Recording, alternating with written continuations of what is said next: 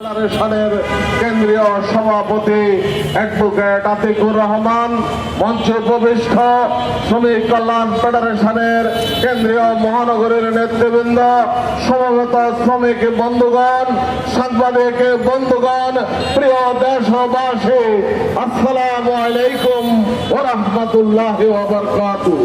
প্রিয় ভাই ও বন্ধুগণ, আপনারা জানেন 24 জুলাই বিপ্লবের মধ্য দিয়ে আজকের ক্ষমতাসীন সরকার ক্ষমতায় অধিষ্ঠিত হয়েছে।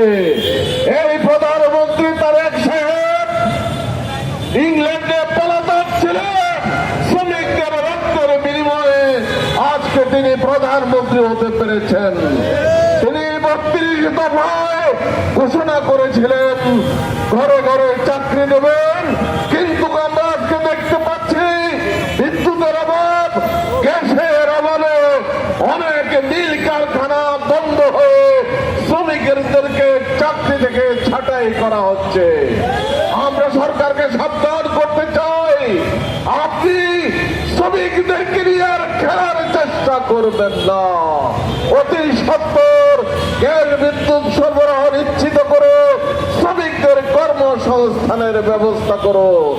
প্রিয় ভাই ও বন্ধুগণ, বিদেশের বাজারে শ্রমিক প্রেরণের জন্য যে সুযোগের সৃষ্টি হয়েছে, এই সরকার দলীয় লোকদেরকে দিয়ে সিন্ডিকেট করে সেটা বন্ধ হওয়ার উপক্রম হয়েছে।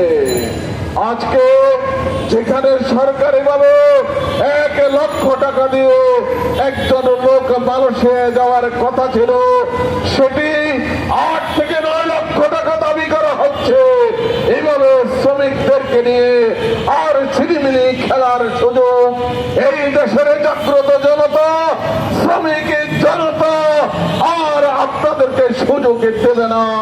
তাই আসুন সকল শ্রমিকদেরকে ঐক্যবদ্ধ হয়ে তাদের অধিকার আদায়ের জন্য মাঠে ময়দানে ভূমিকা রাখার উদাত্ত আহ্বান জানিয়ে আমার বক্তব্য শেষ করছি। আল্লাহ হাফেজ। বাংলাদেশ জিন্দাবাদ, বাংলাদেশ শ্রমিক কল্যাণ ফেডারেশন জিন্দাবাদ। আসসালামু আলাইকুম ওয়া রাহমাতুল্লাহ।